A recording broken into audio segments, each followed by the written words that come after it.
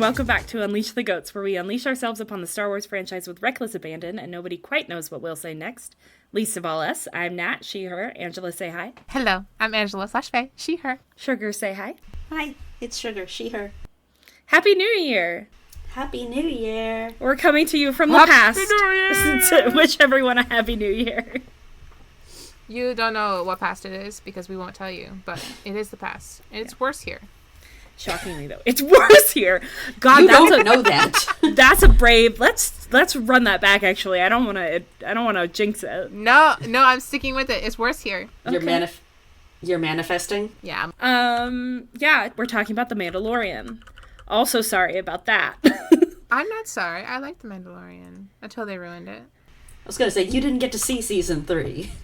Okay, that doesn't mean that the first 2 seasons aren't good. This is a really good starting point. Let's go around the room. Everyone, tell your experience with the Mandalorian. I have said multiple times, probably on this podcast, that I have seen through season 2. That's a dirty, filthy lie. I've seen season 1 and perhaps 2 episodes of season 2, and then I stopped watching. What about everyone else? I've seen all of it for my sins, I guess. I've seen seasons 1 and 2, and I'm gonna watch season 3 someday. You say that about a lot of things. It's been years. I know. I do finish things eventually. Have you finished Clone Wars yet? That's not important. Okay. Separate conversation. That's a different episode, Sugar. You're like 4 episodes away from this. You could finish it in an hour. I'm so busy. That's fair. I actually was planning on watching it this week, and then like 4 million things happened, so I didn't. I'm so sorry. Anyways, so I've seen seasons 1 and 2, and I really enjoyed them, and I think that I will enjoy season 3, but I don't think I will like it. Interesting. Okay. I don't think it will be good. I think it's a better way to Oh, the way that I enjoy yes. Jupiter Ascending. Yes. Exactly. Yeah. It's not because it's good. It's not even like Jupiter Ascending. As the only person here who's seen it, it's not even on Jupiter Ascending's level, where Jupiter Ascending has something to say. Like, there is a vision happening in Jupiter Ascending. It's wild and it's wacky. And it's great and everyone should watch it. But not Mandalorian. Yeah, like there is a story they're trying to tell, but I don't think that that's where Mandalorian season 3 sits. I think Mandalorian season 3 feels very like executive slop kind of is kind of, there was a lot of powers that be coming in and pushing certain things, and there's no real concept of a story, and what story is there is executed extremely badly. So yeah. So spoilers for Mandalorian. Spoilers for all 3 seasons of The Mandalorian. Book of Boba Fett spoilers? Question mark? Yes. We might hit on Book of Boba Fett, but probably not too much. So I was going to start with us talking about what The Mandalorian is, but I guess if you're coming to this and watching this, I'm assuming you know it already. But for anyone who hasn't seen it, you were living under a rock. Or just haven't heard of it. If you've chosen not to watch it, that's fine. Well, yeah, but like I figure if you've heard of it, you know what it is. Yeah. You've chosen not to watch it. Yeah. The Mandalorian is essentially, hello, we want to make a show about Boba Fett. You guys don't have the rights to do that right now because we don't want you to. So make a show about something else. Okay, we made this show that's not about Boba Fett. It's a different guy with a different name who has different armor, who's exactly what all the fans think Boba Fett is. How about that? Cool, that's fine. That's what the Mandalorian is. That is exactly what it is. They were like, they wanted to make a show about Boba Fett. They weren't allowed to, so they made a show about what they thought Boba Fett was. It's a very succinct summary. So since we've all discussed what we've seen of it, do we want to discuss how you feel about what you have seen? Like, what do you think of the show based on what you have seen? I know, Faye, you mentioned that you think you might enjoy season 3, even though you don't think it's going to be good. Like, if you had to put a rating or a brief... I would give season 1 9 hugs, probably. Oh, we're going for an 2 out of 10 this time. Okay. We've adjusted our rating system. Yes. Sorry.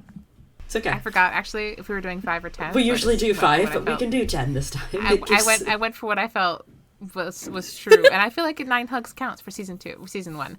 And 8 hugs for season 2, but slightly less because I think season 2 has a little less direction than season 1 does. And then season 3 I haven't seen, but from what I know about it, I'm giving it 4. That feels accurate.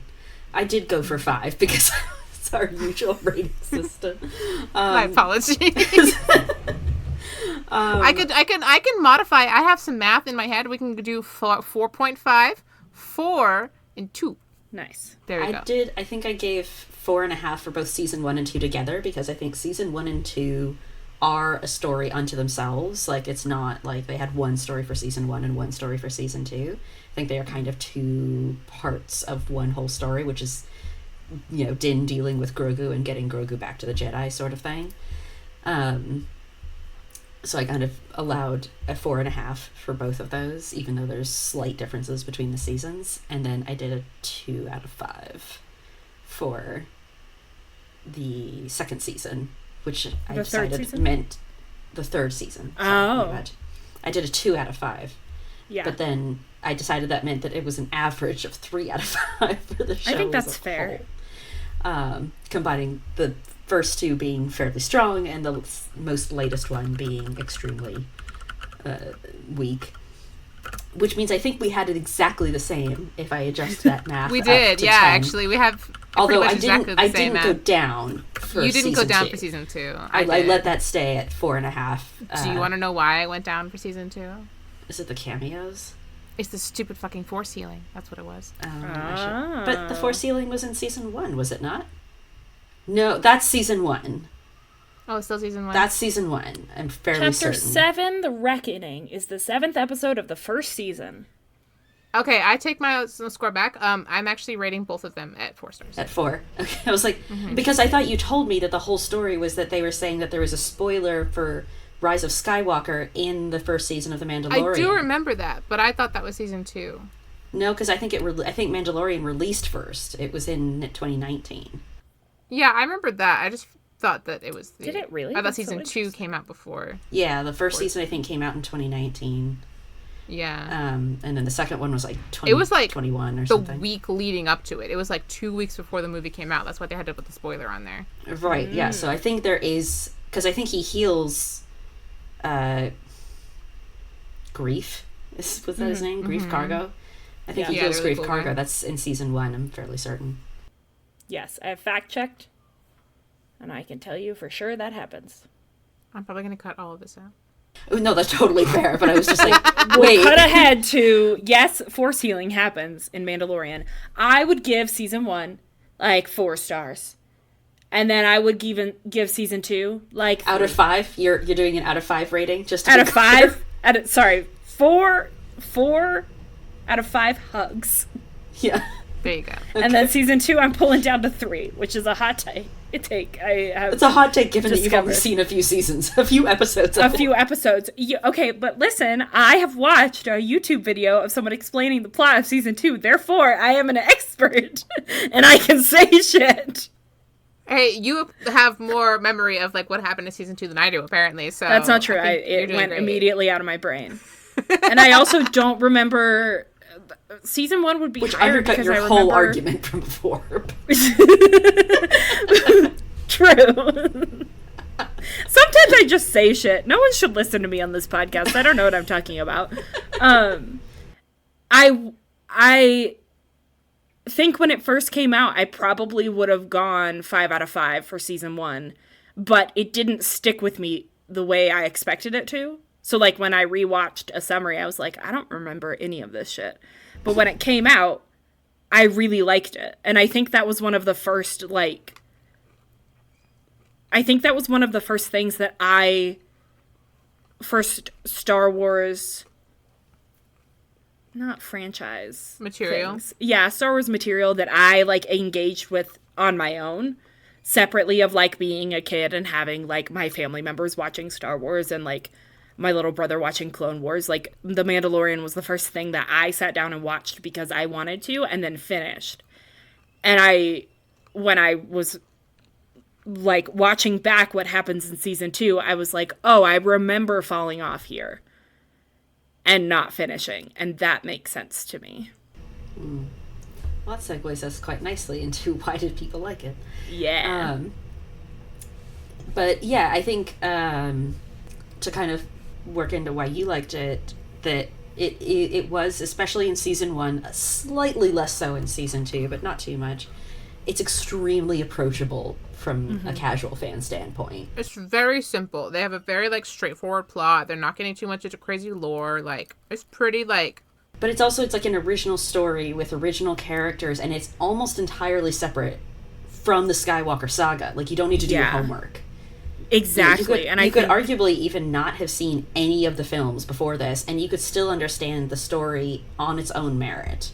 Yeah. And not feel like you were completely missing, necessary information to understand and enjoy what you're watching. Like, there's bonus stuff that, it would be nice to have, that you would get slightly more out of it if you had, but it's not going to completely keep you from, being able to enjoy the show as it is. Yeah. I would also argue that it's Star Wars at its best, where it's ripping off another genre. It's not trying to be Star Wars. It's trying to be a Western in space. And that is always where Star Wars really shines, because it's a really good genre for, like, it's a really good medium for ripping off another genre. It does it very well. If you try to make something that is Star Wars, you're going to fail. But if you try to make a Western or a space or a opera or anything into Star Wars, you will succeed. Yeah. I mean, it definitely leans Western. I think they were trying really hard to lean into the aesthetic of the original trilogy and the feel, the kind of more grounded, less fancy feel of the original trilogy, and kind of aiming itself at those fans, fans of the originals as opposed to, like, fans of the prequels, sort of style. But I think that it was, like, almost all visual, right? Like, because you have, like, Grogu being a puppet. They went back to this very puppet look. Like, even when the characters are CGI, like, there are points where Grogu is, in fact, actually a CGI character and not a puppet, but they make him look like a puppet. There's other characters, I think, who also are CGI, but they give them kind of a prosthetic or CGI or puppet look, because that was the aesthetic that they wanted to harken back to. But it did have its own, I think, like, narrative structure, because it obviously was not the first TV show they ever made, but it was the first ever live action TV show that ever got made for Star Wars. And so it clearly kind of was doing its own thing. Like, it's episodic, but it's got this kind of vague overarching story of Din trying to save the kid, that, like, is simple enough to allow you some creativity with the story, but just enough there for there to be stakes that matter. Yeah. I think that one of its, like, the way that I described it to people at the time and still describe it is that season 1 is so, like, the reason it was so good to me was that this is just a good story that happens to take place in the Star Wars universe. And that went away pretty quickly for me in season 2. Like, the end of season 1 is like, and here's the Darksaber, and I'm like, okay, I don't know what that means. And then a bunch of characters showed up in season 2, and I was like, I don't know these people, and I don't care about them. And season 1 has a very, like, D&D style adventure vibe to me, where it's like, here's this bounty that you are being called to go after, and then it turns out that the guy that hired you, you're not really a fan of what he's going to do with that, so you have to betray him and get it back. Here are all these NPCs that you're going to meet that are going to help you on your quest. Like, oh no, your ship has been stolen. Like, not your ship, but, like, a bunch of pieces from your ship have been stolen, and so you have to do this thing, like, fight this one monster to get those pieces back. And that is very easy to follow as a casual fan, because it doesn't matter what the monster is. You're fighting a monster. Like, you don't need to know the backstory of it. You don't need to know who the Tusken Raiders are. You just know that they've stolen from him.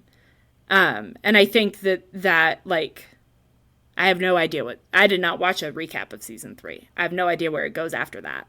But in season 2, they're like, this is now part of a bigger story. And I'm like, okay, that's great. But I'm no longer the target audience as a casual fan. I don't know who Bo-Katan is. See, and she's here now. About season 2 for me is that you don't have to know who Bo-Katan is in season 2, because Bo-Katan is there, like, she's got her own story. They kind of insinuate that she's got her own story, but she's there to serve Din. You know, she shows up and she's there to be a Mandalorian that is not like him, right? This is the first Mandalorian I think he gets to meet that is not like him, because he goes to Cobb Vanth the first time, and Cobb Vanth turns out to not be a Mandalorian at all. He just has managed to somehow acquire Boba's armor, and he doesn't meet Boba until later. So Bo-Katan is the first time he actually, and Boba also does not identify as a Mandalorian. And so this is like the first time that he goes like, oh shit, there's a whole like Mandalorian culture out there that I don't even know about, you know, that I'm not familiar with. And so it does like expand the world a little, but I think it expands it in a way that works within the context of the Mandalorian. Same with Ahsoka, right? That Ahsoka kind of works in with Grogu, that like, you know, Grogu's a Jedi. They haven't, I think they've said the word Jedi. I think what's-her-face, the armorer, mentions that he's, you know, the Jedi exist and that this is what he is, and those are the people that he's supposed to be returning to. But like, it's kind of like, okay, yes, he's not just Force sensitive, like he is a Jedi. You have to get him back to the Jedi. And so it felt to me, I guess, more like a natural movement forward. And I understood that these were cameo characters, but that it felt like cameo characters where if you didn't already know who they were, they still worked in the context of the story you were being told about Din and Grogu, where yes, they're entering into a slightly larger world, but it is still fundamentally their story, and it's still not the greater Skywalker saga. It's their story, and people are coming into their story briefly before leaving it again. Same with Boba, right? I mean, Boba is from outside of it too. And so I think it didn't bother me a lot that there were cameos there, even though there are more, obviously tons more cameos in season 2 than season 1. Because it felt like they were still thinking about what's the best way to tell this story for these characters, and so it still has a sense of forward movement for these characters and development for these characters, even if it's perhaps slightly less approachable by a casual fan. Yeah, that makes sense. But I was a casual fan watching season 2, so I can speak to that experience of having still enjoyed it as a casual fan. Like, I had no concept of who these characters... Like, I think I had the barest hint of an idea that Ahsoka was Anakin's Padawan. But, I mean, fake and attest, I had no fucking idea who Bo-Katan was.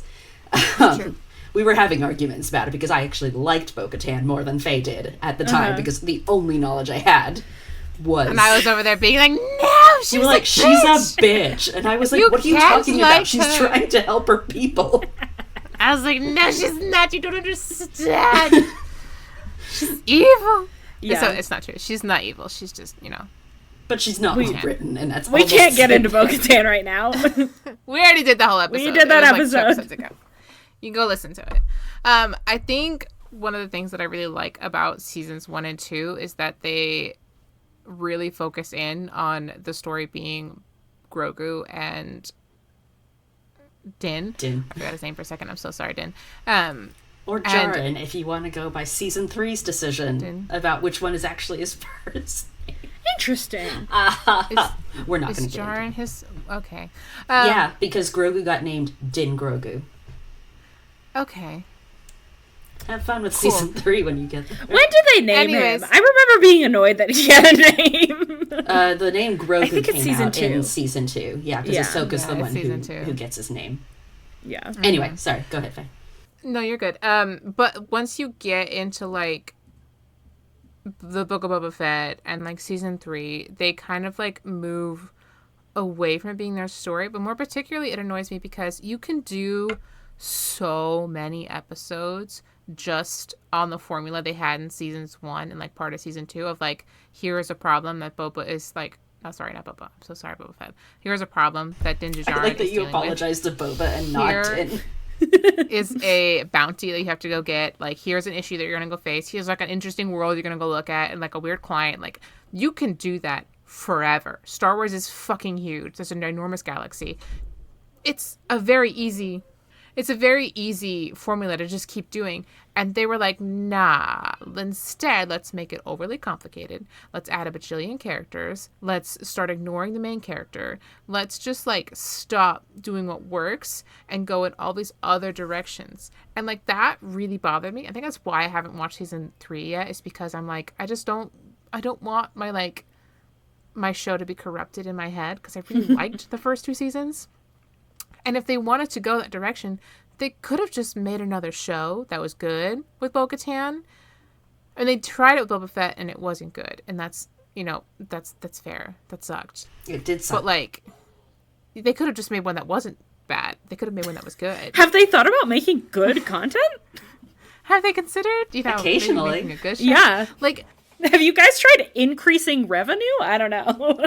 it's so frustrating when they make something that's popular and then they want to make more money off of it, but then they don't understand what they did that worked, and so they don't do that thing. They just do what they want. And it's like, do you want to not make money? Do you not want more money? I don't understand the decision process here. It's probably because I don't have a studio executive ego, because no one who gets paid the much I get paid has that level, hopefully.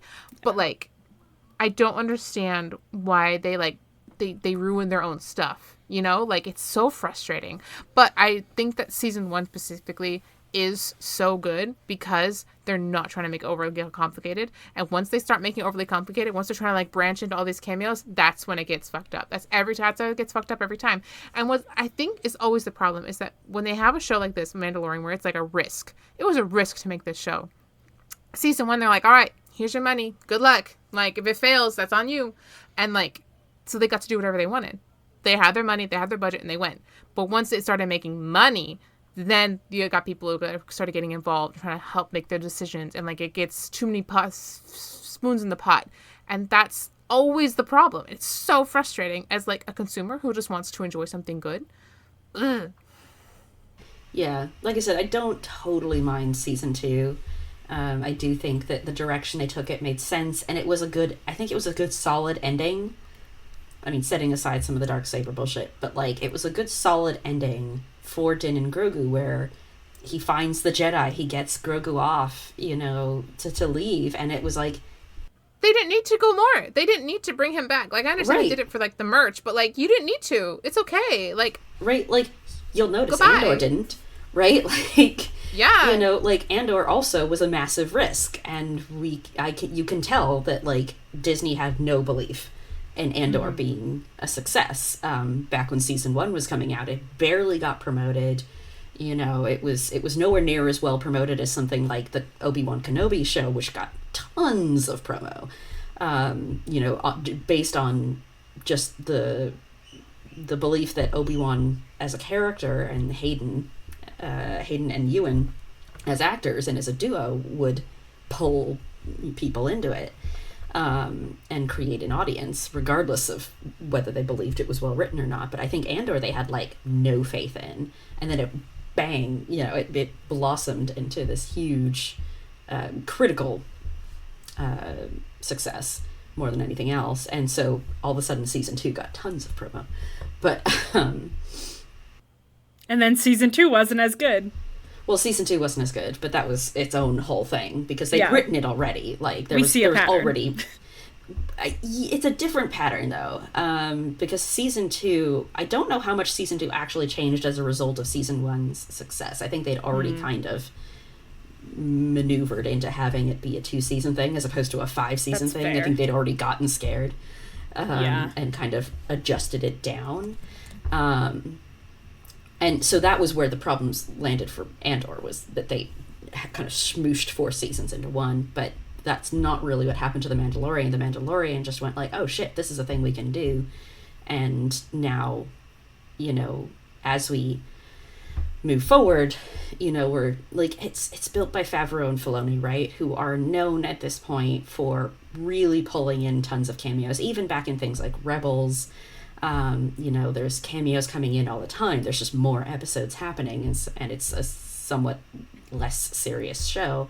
And so when Lando pops in and Leia pops in, I guess people minded it less back in Rebels, but they're known for this because they're nerds and they were huge Star Wars fans. And so when they get the chance to make their own Star Wars content, they want to pull in the characters they care about, the characters that they love. And it's hard to blame them for that, but like, it's, there's good and bad ways to do that.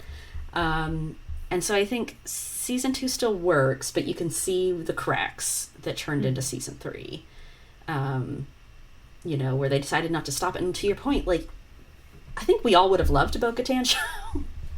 You know? I would have genuinely really enjoyed it. If they had given me a Bo-Katan show where they actually gave her some real character development, I would have watched the shit out of that. Oh my that would God. have been so cool. Like, Katie Sackhoff can, like, really play this character well and give her so much heart. Like, set on the Mandalorian, give me some politics going on, like, some sure. interworking, some monster hunting, like, hello? Right here. Like, but it's, like, the same as the Boba Fett show, where, like, they had... People were like, the teaser came out, and everyone was like, hell yeah, a Boba Fett mob boss show. And then that's not what they put out. They had years before that show actually came out, where they knew what everyone was expecting, and they still came out with this stupid kiddie-ass show that, like, not whitewashed, what's the word I'm looking for? Watered down, like, everything. All of their, like, messages they were trying to do, they just, like, poured, like, 6 gallons of dilutant on it. It was awful. And it's so frustrating because, like, they know what people want and they know what people are expecting. And I'm like, nah, we're going to aim this at children instead. The Mob Boss show.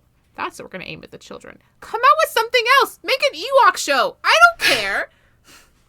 I think you can still, like, aim it at children and have it be good, too. Like, just because it's aimed at children Obviously, doesn't make Star Wars it bad. itself is aimed at children. Star but Wars like, has always been aimed at kids. When you're making a show about Boba Fett taking over Tatooine, that's not a children's show. I'm sorry, it's not a children's show. Why did you try to make it into one? That's crazy. He also didn't have to take over Tatooine. They decided at the end of Mandalorian Season 2 that he was going to take over Tatooine, and it was kind of like, but why? Like, why does he give a crap? Yeah, like, that also wasn't necessary at all. Yeah, and that's where you can kind of, like, I think that more than anything else, because I think, like, Bo-Katan and Ahsoka at the time kind of fit into Din's story better, but then they have Boba Fett just pop off, and he goes off to Tatooine, and you're like, we're not connecting him to the Mandalorian. Like, I know he just interacted with Din, but, like, we're not actually connecting him to the Mandalorian heritage storyline? Boba Fett? If they'd thrown him onto, like, Concord Dawn and had his show be set, like, there, and, like, him taking over this, like, seedy Death Watch remnants, and, like, Bo-Katan on Mandalore, you could have had, like, some real fun, interconnected shit going on there. And they're like, nah, let's stay on Tatooine, where everyone goes, always. That's the only planet. Duh. Apparently. It's the only planet in Favreau and Filoni's heads, anyway. But... It's the easiest to remember, so they're like, yeah, that one. That one, yeah. Yeah. But yeah, so I think our number one problem, though, is not necessarily that they, like, put in more cameos or anything. It's that they stopped planning anything. Like, you can tell that they had a plan for seasons 1 and 2. There was at least, like, you know, broad beats, you know, for the storyline that they were able to follow, which got us to this very satisfying ending where Din gets Grogu to where he needs to be, and Grogu goes off with Luke. You know, I mean, I guess however you felt about that, you know, I know there were people who didn't care for that. I think they wanted Grogu and Din to stay together, but personally, I felt like this is what they're always aiming at. Like, they were never going to stay together. I thought it made perfect sense. I thought it made so much sense. I really liked that they split up. I liked that Grogu, like, went off to do his own thing because their paths were only meant to cross, like, temporarily, like... Right, that they had an impact on each other's lives, but they weren't. This is just like Wicked. Oh. But like, Din and Grogu sing for good, and then they leave. They go their separate ways. Like, Din Djarin's life, like, isn't meant for a child. A child does not fit into his lifestyle. And yeah, he kind of makes it work for a season, but it's clear that it's not the best place for a child to be growing up, and it's not the best fit for especially a Force-sensitive child who's being hunted by the dregs of the Empire. He's always going to be in danger with Din Djarin, and, like, he can't protect him the way that he needs to be protected. And he knows that, which is why he's making so much effort to get him to someone like Luke, who can have a stable upbringing for him and, like, actually help him get through the trauma that he's clearly working through. And it's so frustrating people to be like, oh, but, like, they're father and son. They're not really a father and son. Also, like, just, they could be, and he could go somewhere else. Yeah. Like, they could have that relationship and not, like, spend the rest of their lives attached at the hip. Mm-hmm.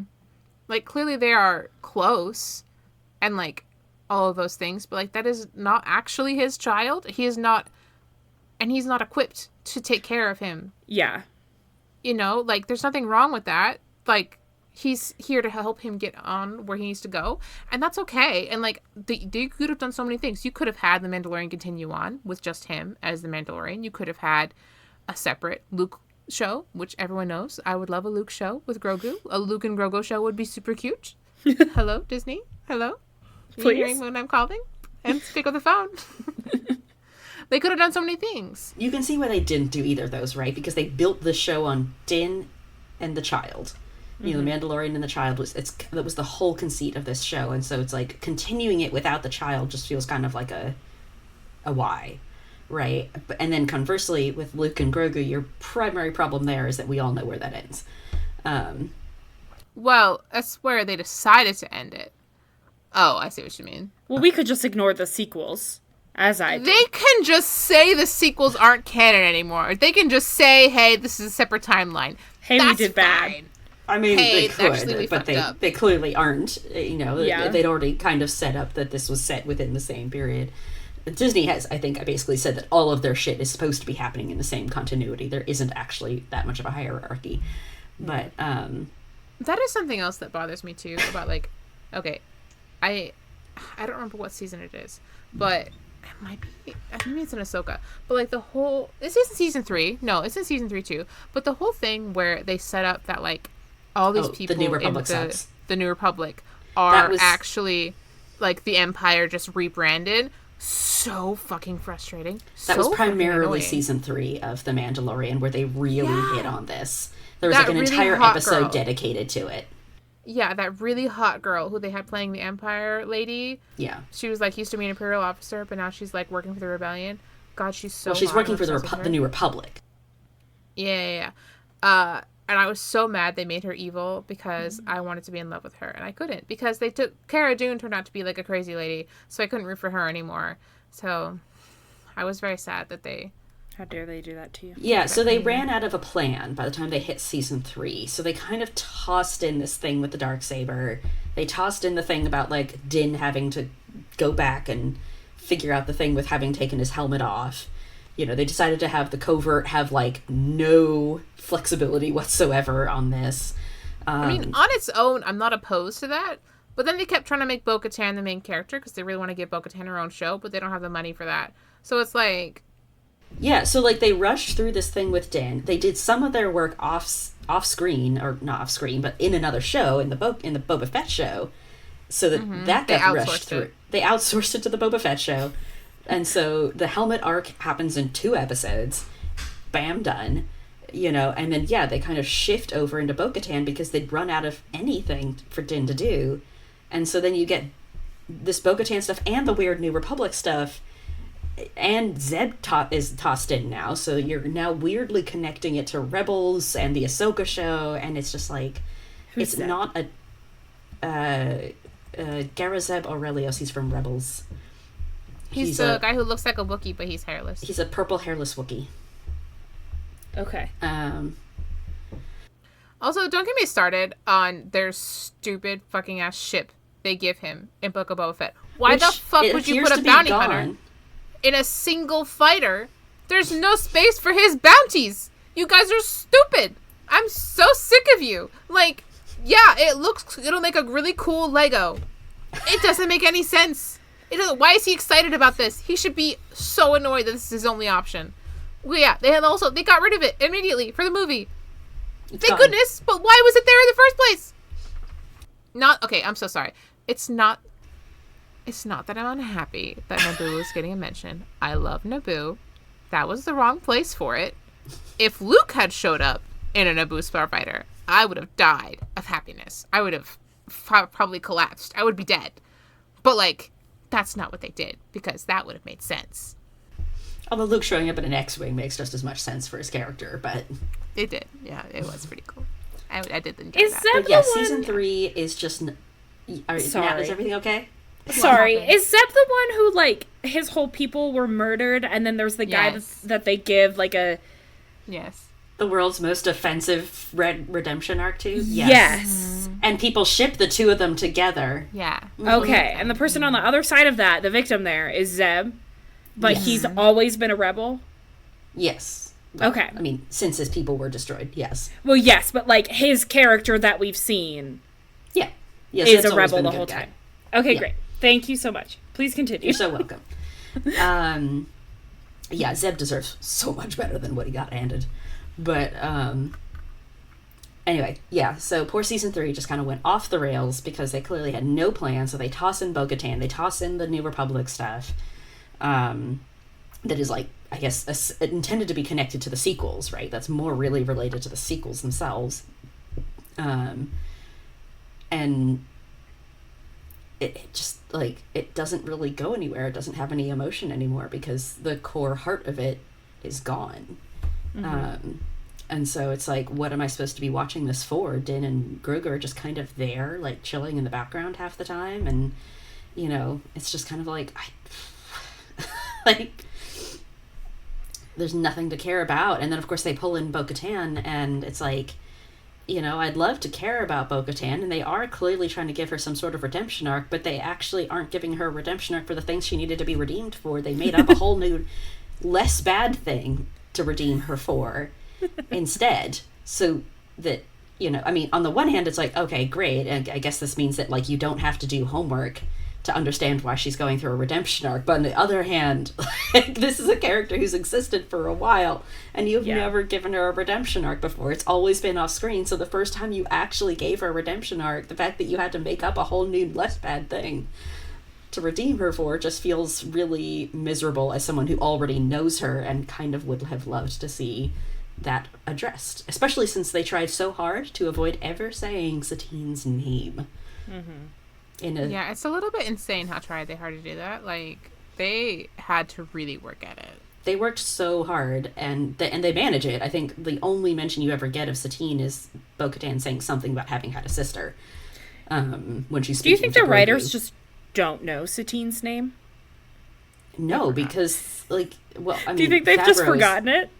No, they know exactly who she is. They had to, like, there's no way that they would have just not known, because they mentioned that she had a sister, which That's means true. they know she exists. They're just actively choosing to That's ignore so her much and worse. avoid ever having to really discuss Satine at all. So, you know, it's just like, it's all over the place. There's no coherent storyline. It's really weird and rushed. All of a sudden there's a prophecy thing that is now attached to Bo-Katan. Like, it's... you know, the Darksaber thing just goes away. It does? It does. Oh, right, like because we talked about this, I think, in our... we might have talked about it a bit when we were talking about Bo-Katan specifically. Yeah. Yeah, it, she like, gets goes basically... through a couple people's hands. Oh, yeah, it goes through a lot of people's hands. Din has it in season 3. He's the one who owns it in the moment, but he's... So then at some point, like, she's fighting someone else, and he kind of tosses her the Darksaber, and she finishes the fight with it, and now she owns it. But, like... I still think that he should have just, like, charged her with it and, like, made just her seen how fight she him. responded. Yeah, just like, all right, I'm gonna beat But you then up. it melts at the end. Hope you stop me. It melts? What? Whoops! Yeah. Yeah, They so... melted it? That's They what- melted And so the now it's, Darksaber. like, gone? It's theoretically gone. Yes. Okay. But to be fair, they brought back Anakin's lightsaber from the middle of a gas giant, so... Yeah, sure. That's fair. But they You made a know. decision. They made the decision to ostensibly destroy the Darksaber at the end of season 3. Interesting. And so Bo-Katan continues to take on leadership, but it doesn't... It's because she's earned it on merit as opposed to just having the Darksaber. Theoretically, is the symbolism of Which that. is what she's been doing this whole time, presumably. So not that different. Not So that we have different. Although, to be fair, she did get 360 handed a character arc. Darksaber by Sabine back in Rebels. Doesn't seem to have helped. Doesn't seem to have done shit. She has, like, just keeps getting handed leadership for no good reason. But yeah, so weird shit happens in season 3. There are cameos that aren't character cameos, but celebrity cameos now that are in there for the sake of just whatever. Yeah, we got Lizzo, Jack Black. Lizzo and Jack Black, and most notably. Oh god, the Back to the Future guy was also in that one. Chris something or other. Christopher Brown. Oh, yeah. Chris Was Brown. also in that same episode. Interesting. The older guy from Back to the Future, not Michael J. Fox, but Yeah, I don't know him. No, Christopher Brown. Sorry. That's his name. I was right? Oh, cool. Yeah. Yeah, Christopher Brown was also in that episode. And it's like, you're not serving the story. Like, you're not even serving Bo-Katan's story anymore. You're just there to be weird, you know, and to, like, get people to go like, oh, haha, look, it's Jack Black and Lizzo in these funny costumes, you know. But it's like, at least Bo-Katan and Ahsoka felt like they served a purpose. And even if they were obvious cameos and you didn't always have the entire emotional depth of these characters' scenes, you understood what the purpose was within that story. And that's not true for almost anything that is happening in season 3. And it's just, it bounces. There's nothing coherent about it. It was just bad. And even so much more so than season 2, it's completely lost all separation from the greater Skywalker saga. It is now firmly back into the Skywalker saga. So, you know, and especially now that it's part of a greater Mandoverse with the Ahsoka show, the Boba Fett show, even though they would like you to not remember that. Even technically, Skeleton Crew is actually officially part of the Mandoverse, despite the fact that there's, like, no connection whatsoever between Skeleton Crew and anything else in the Mandoverse. Yeah. You know, and they're going to do all this stuff with Thrawn. Everyone's going to be coming together Avengers style at the end of it eventually, you know. Yeah, I know. You know, so it's just, like, wild, especially because, like, you do still have the sequels coming, and so it's like the big defeat of Thrawn is going to be coming with this whole, like, knowledge that everyone's going to have that it doesn't mean anything. Because, like, the Empire and the First Order are still out there, and we already know that the New Republic is being corrupted by it, so, like, why do I care that Thrawn gets this big victorious defeat by our new Star Wars Avengers team? Like, I don't care, because, like, you've made it impossible to care. And that was the better part about having the lower stakes, more personal drama, was that, like, I did care, you know, about whether Din was able to keep Grogu away from the Empire and get him back to Luke, because it was a smaller story. Even though it ends on Luke, you know, it is still a smaller story that, you know, isn't as impacted by the sequels existing and kind of undermining that victory. Yeah, I think that's a very good summary of my feelings about the Mandalorian's, like, existence and what that has done to the franchise, is that I feel like it shrunk the universe when they started pulling in all of these other stories, because now it's like you can, like, it feels like they can't make something like Skeleton Crew without feeling like they have to tie it in, which is really upsetting because that's a huge universe. And there are so many different stories that you could tell. And to have them all need to be a part of this one thing just makes them, like, feel so much less important to me.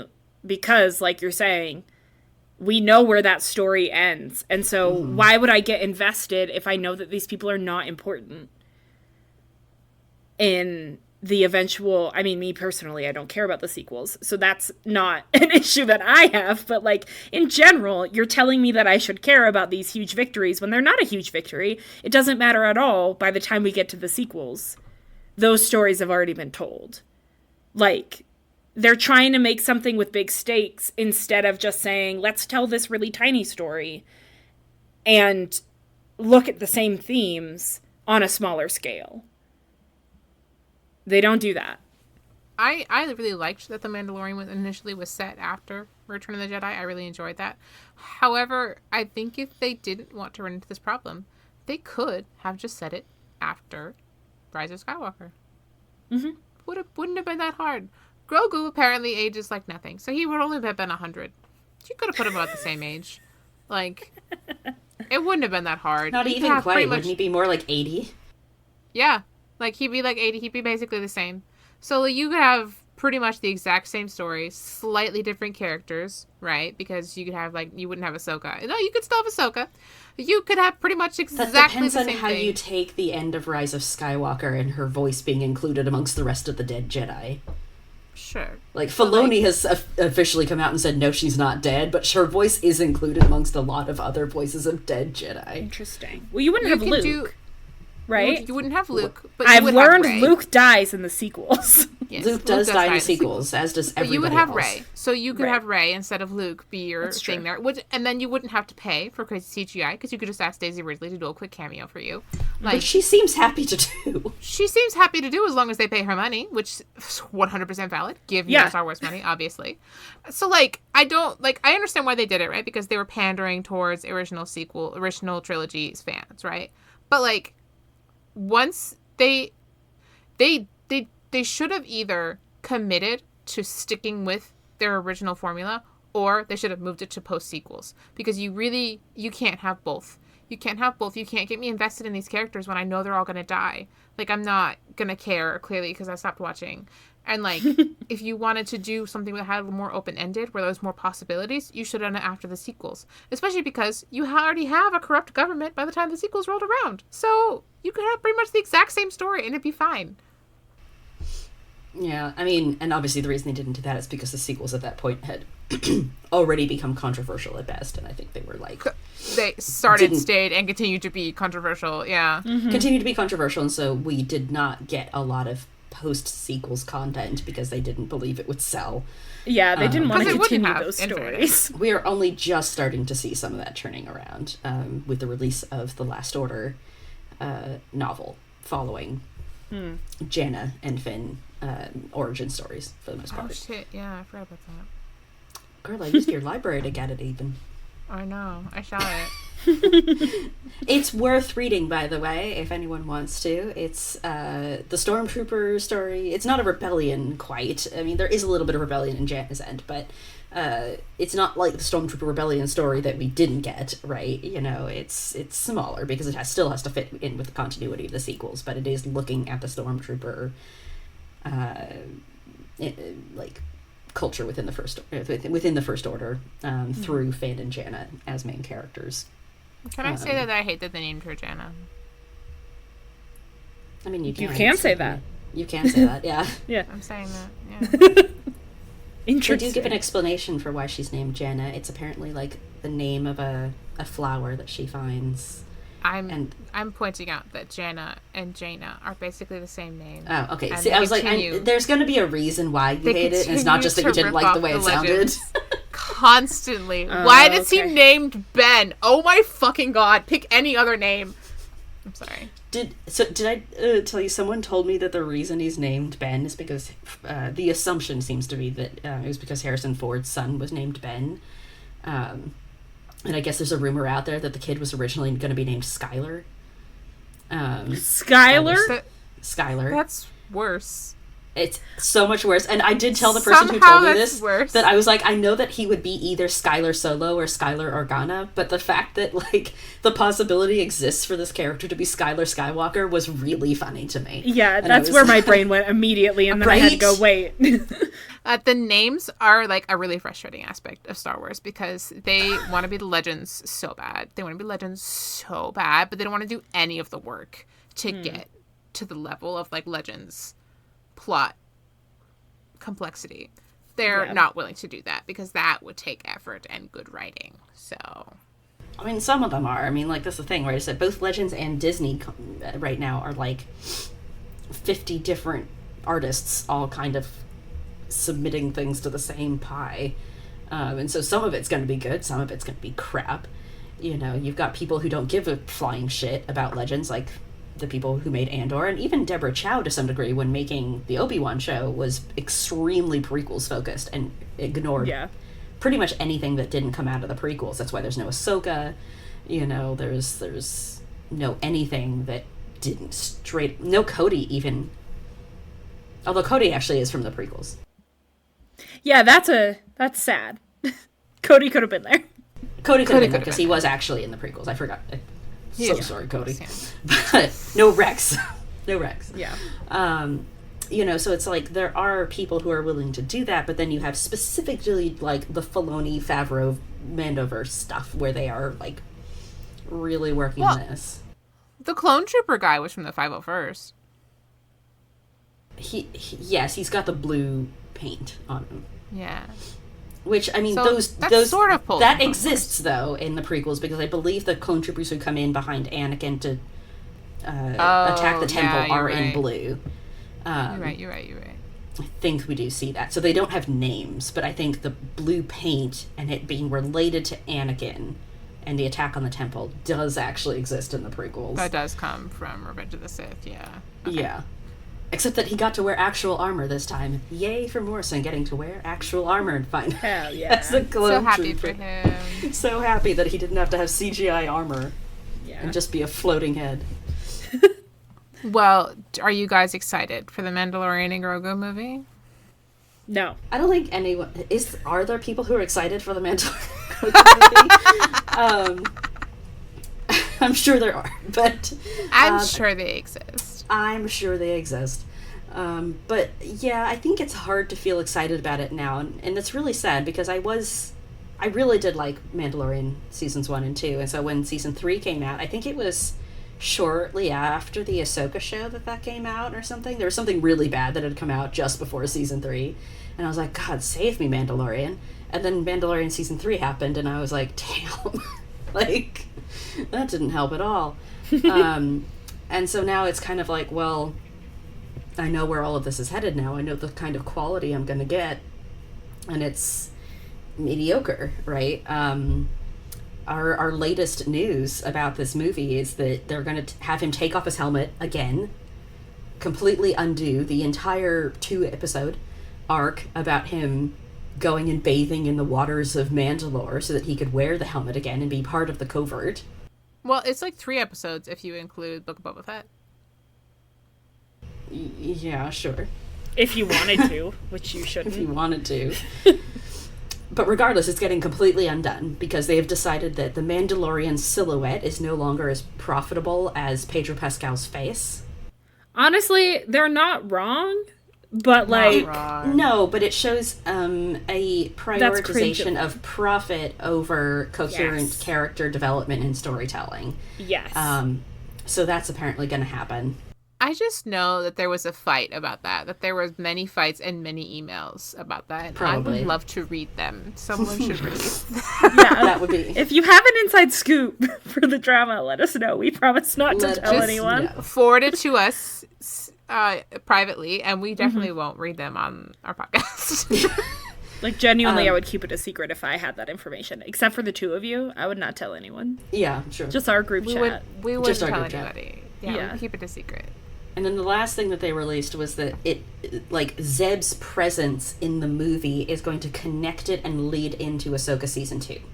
Ew. Why would they make an Ahsoka season 2? They were always going to make an Ahsoka season 2. I know, I'm just sad. Honestly, not sure why. Did it make them money? I mean... Well, I mean, it's streaming, so whether it made them money or probably. not is a little nebulous. But, I mean, presumably there were, like, toy sales and shit. that's true. David I've Tennant never- was in the Ahsoka Yeah, show? He's he the plays voice of the robot. He's been the voice of the robot Jedi ever since the robot. character was He's always been the introduced. voice of the robot, yeah. He's always been the Sorry, voice of the David robot. Tennant. But, like, I've never been in a Lego store and seen that there were no Legos left of the Ahsoka shit. There are Legos I of mean- the Ahsoka shit? Oh, yeah. Yeah, like the ship and stuff like that. But yeah. Do they know that they could just make cool Star Wars Legos that, like, aren't related to any specific story and people would buy them? They would be like, Not this if they exists made- in the universe. If they made, like, a And people would be Wookiee like, yeah. tree, I would love that. Or, like, an Ewok tree house. I would buy that so quickly. Oh, my God. That'd be so cute. And I'm so poor, so I would buy it even faster. But yeah, Or so that's I where think she- I'm middling on the movie. I'm not expecting it to be particularly great. I wish it were more of a standalone story, but it's not. It's kind of just yet another middle chapter in the apparently grand saga that has become the Mandoverse. Yeah. I'm expecting to enjoy it about as much as I enjoyed Ant-Man Quantumania. Well, I did not see that movie, so that doesn't speak well. And that's fine. Don't watch it. Yeah. But I enjoyed that movie while I watched it, and then I thought about it for 5 minutes and I hated it. So that's about what I'm expecting for this movie. So Cool. I'm expecting to have a good time while I watch it and get my money's worth, and then I will go outside, I will talk to my friends, I will call Natalie, and I'll be like, that movie sucked. Yeah, here's all the reasons why. Yeah. You can't call me. I'll Yeah, call you. the person who knows Star Wars better. I will call you too. Well, I won't have any opinions call. to like bump up against hers. To be fair, I think we'll probably have most of the same opinions on how bad That's this true, but if movie you want to is. just, if you want me to just agree with your Star Wars opinions, like I'm the person to call. Like that's it. also fair. I'll just be I like, like you're to so call right. Natalie when I'm forming opinions, so that I know what my opinion is by the end of the phone call. Yeah, I'm so helpful like that. Oh yeah, And then I that's call what you. our group chat is for. True. I think I'm ready for Grogu to stop being on everything all of the time. I want him to talk, and then he'll be annoying and people will stop talking about him. Ooh, okay. That's my hot take. People who hate should it get to when... voice him? Who? Dante Bosco. Yeah. But then people wouldn't stop talking about him, unfortunately. No, you know who should get to voice him? I forget his name. I'm so sorry. The kid who played Baby Boba Fett. Oh, Daniel Logan. Yes, Daniel Logan. He'd be That wouldn't be hilarious. confusing at all. He's a terrible voice actor. It'd be really fun. He's not that great of a voice actor. I love you, Daniel Logan. I love you dearly. To be fair, they also were like, "Hey, full-grown adult, please play this 10-year-old. Please play this 10-year-old. yourself." Yeah, poor guy. But Yeah. anyway, I just feel like they wrapped up the story between Din and Grogu. It's like And- done now. Like, I don't care they've been anymore. beating a dead horse for years. Yeah, and I think we The can horse move is a on. corpse. It's a skeleton now. We can stop breaking its bones. It's Yeah, still, it's no, they're not almost gonna stop fully breaking its dust. bones. Yeah. And How yet- fine can you grind it? They're gonna grind it down and they're gonna snort it and then they're gonna keep going. And then they're gonna keep going. Do you guys want a goat fact? Yes, please. The lifespan of a goat is about that of a dog, which is about the length of time that this show should have run. Wait, Hang on. the lifespan of a goat is how long this show should have run? Yes. You think That's a long time, is it that's a not? long Dogs time, it can sounds live like you're like saying. 12 years. No, dogs can usually die around 7 years on average. That depends on Are the you size of saying the dog. On making the average. show for 7 years, or the span of From- the story is 7 From years? conception to finale. Oh, That's how long this show should have lasted. okay. So it should have ended 2 years ago. Okay. After season 3. Maybe even, could we make it a little further back? Maybe before season 3. Okay. End it when you wrap up the Um, story at season 2. Okay. Goats have a gestation period pregnancy of 5 months, and the average birth rate for their goats is 2.2 kids per year, and that is how long this show should have lasted. That's perfect. One fucking season. Let's go. Season 1 only. Beautiful.